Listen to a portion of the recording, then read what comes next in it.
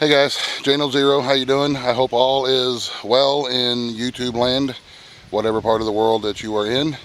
We'll do a quick garden update and animal update for you here in our home place. We'll start down here by the fruit, where we have our fruit trees and our fruit section of our gardens. The trees are doing really well. This row of pumpkins right here is doing pretty good. We got some little pumpkins starting to come on, which is going to be good. These aren't like the big jack-o'-lantern pumpkins. These are the little pumpkin pie pumpkins, the sweet pumpkin pie pumpkins. You can see there's a little pumpkin right there on the ground. And another row of tomatoes over here that's trying. We are trying to get them to stay. It's been really, really hot and really, really dry here. It's been kind of an unusual start to summer for us. But we'll nurse them the best we can. We got some green tomatoes on them, so we'll see if we can nurse them. And then of course, the new blackberries, and then behind them the new raspberries. Doing the best we can to keep all that watered and going. Sometimes you got to break down and turn on the hose and use the water. I ask myself, do I want to spend $10 more on the water bill, or do I want to spend $30 or $40 more for the month in the produce section of the grocery store? So. And bear with me, I'm having a hard time seeing my viewfinder here because of the sun. But here's some of the sweet corn that we planted with the Three Sisters. There's a couple of ears that are just about ready. The corn plants are looking pretty good. Again, everything needs to be watered. The squash down below it is looking good, and the beans are starting to climb up. You can see right here, some of the beans are starting to get big enough to where they'll start climbing here before too long. Down here in this little Three Sisters section. Down here we got some peppers, and everything is looking kind of dry during the heat of the day like this. They will look like they're wilting up until the evening time, whenever they'll open up a little bit better, especially when we start watering them. I water usually late in the evening because I don't want to scorch it when the sun's out like this. And then of course here we got some more zucchinis and cucumbers, and looks like there's a big zucchini ready to pick right down in there.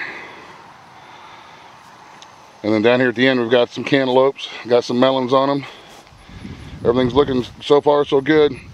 Somebody asked me about my tomatoes. They said that I don't have any stakes, and that's true. I don't use tomato stakes in the big patch like this in the big garden because I try to cram as many plants as I can. I think I've got 30 plants in these 2 rows, and what I do is I just run ropes in between T-posts and that old trampoline, part of the trampoline frame there.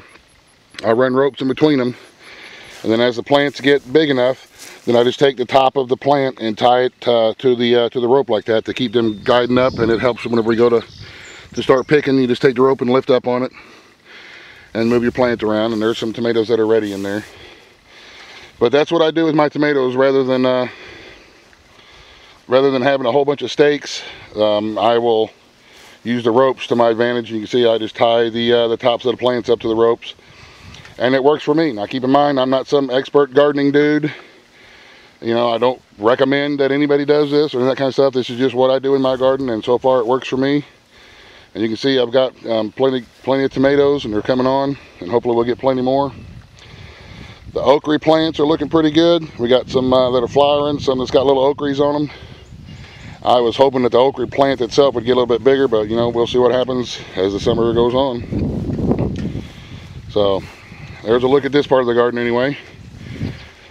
We'll go right over here to the mini Rex rabbits. These are the ones that we raise and sell as pets. And hello, Mama. We've got one. This is one of our doe rabbits. She's got some babies right here. Hello, little dudes. They are just a little over a week old now. Hi, little guys. And they are just cute as can be. Yes, you are. Oh, it's so hot. I know it. But watch out. Let's move you up a little bit. Close the door. But when it gets really, really warm like this, we always put ice bottles in so that the rabbits can keep cool. And of course, we've got our fans still going to move some air around. That's all powered by that solar panel there. Just computer fans run with the solar panel. She's all laid up against her her water bottle. Now, like the buck rabbits here, they don't necessarily like to cuddle with their water bottles. So what we did for them was we had a couple of like tiles, maybe some floor tiles I think they were, that we put in the freezer and get them frozen and cold. and put them into the buck rabbit cages. Hope you can see it. Maybe not. Put the tiles in so that the bucks can lay on there and keep them cool. But they all have fans blowing cool air to keep them cool. Rabbits overheat pretty quick, and when they overheat they get sick. So alrighty, moving along. There's the potato barrel that's just about ready to dig. Won't be very much longer and those vines will die out all the way, and we'll dig them up and see what we get. I got to get some more seed potatoes to replant the box with. We try to get another harvest before the winter hits. The strawberries are they're done for the year. Excuse me. This side of the strawberry patch on this side of the wall was what they call the ever bearing, which means they put on flowers and berries all year long. But usually once they stop and they slow way down, we don't let them do that anymore. Whenever we see a flower, we just take it and pinch the flower off so that the plant itself can concentrate on putting out more runners to make more plants and a better root system and stuff. It's not putting its energy into making fruit. So there's a few berries here and there that I've missed. Of course, the outdoor kitchen chicken water bucket that we are always try to keep during the summertime when it's hot and humid. We always try to keep the waters cleaned and sanitized to help anybody getting sick. We had that outbreak of coccidiosis up in the big barn, which we'll go up there and look at them here in a little bit, but we've got that under control now. Here's the rest of the strawberry plants, putting out runners. Walk all the way through. Here's a Mabel. Hi, Mabel girl. Good girl, Mabel. People ask me what kind of dog Mabel is. I'm pretty sure, sit. If you look at her and you look at her coloring, sit, Mabel, stay. If you look at her and you look at her coloring, I'm pretty sure she's a Holstein. my little Holstein cow dog. No, but she's she's just an old hillbilly country, mutt dog. She's got some beagle in her. She's got some blue tick in her. So, she's just a mutt dog that we got from some folks in town who was looking to get rid of some dogs. So, and she's been a really good dog. She's great with all the animals. No trouble out of her whatsoever. So, okay, down here in this garden, we dug the red potatoes out of this first box here, and they did pretty well. We got maybe 15 pounds or so, I'd say, out of this first box of red potatoes. The second part of the red, next to the red potatoes, we had carrots. The carrots are doing good. They're not quite ready yet. Let me get down the hill here without falling down. Oh, geez. So here's our row of carrots. They're looking pretty good. Like I said, it'll need some more time in the ground, and like everything is really dry. Down here we've got gold potatoes, yellow potatoes, and cabbages. And they're doing really well also.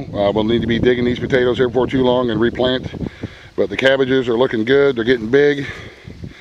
And we'll be ready to start making coleslaw and sauerkraut and throwing them in some vegetable soup and canning it and dehydrating it and all that good stuff here real quick. Bean patch is doing good. Yes, there's a lot of weeds in there. Thank you for noticing.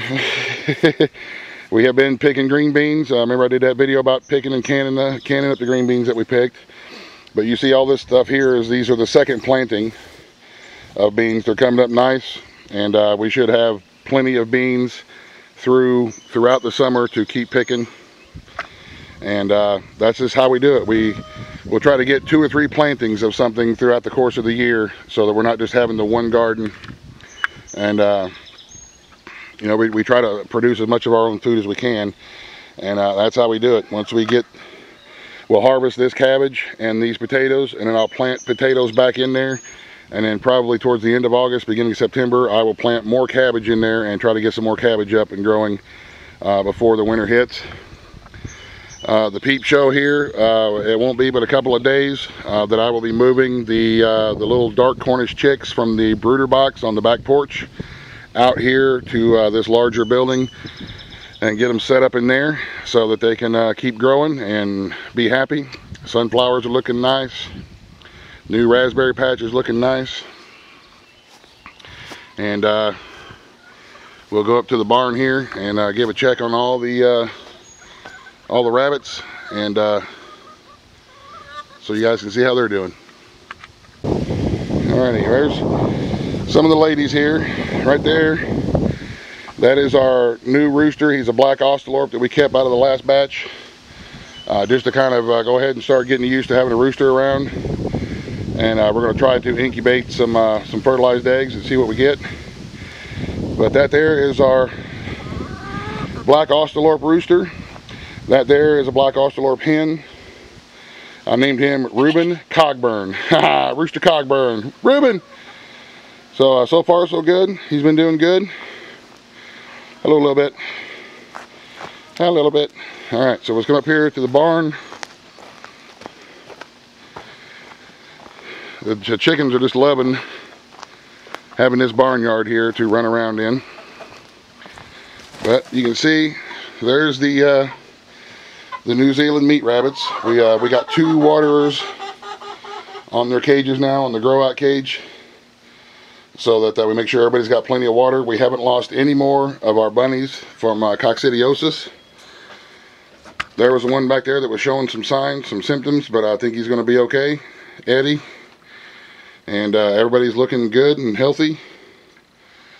And it's not too awfully hot back here in the barn because it's in the shade and it's close to the creek. But we still put bottles in on frozen bottles in here for the bunnies. Better safe than without bunnies. So these here will be ready to butcher in a couple of months here. About I don't know, another week or so, we're going to separate them from mom and put them over here into the grow out cage with these other San Juans and let them all grow out for part of our meat supply. So there you have it. So far so good. Keeping everything as clean as possible, keeping everybody with fresh water, and that treatment that we did seemed to work pretty well as far as keeping everything in check and under control. We haven't lost any more bunnies, so well, thank God for that. Okay guys, I'm gonna get back at it. Like I said, I'm not an expert in any of this stuff. I'm not a a gardenologist or an animalologist or none of that kind of crap. I'm just a dude, and this is what I'm doing with my place and my animals. And if I can do it, you can do it. And thank you guys for watching. I hope these videos help. I guess that's it for now. So God bless. And the end. Buzz, the end.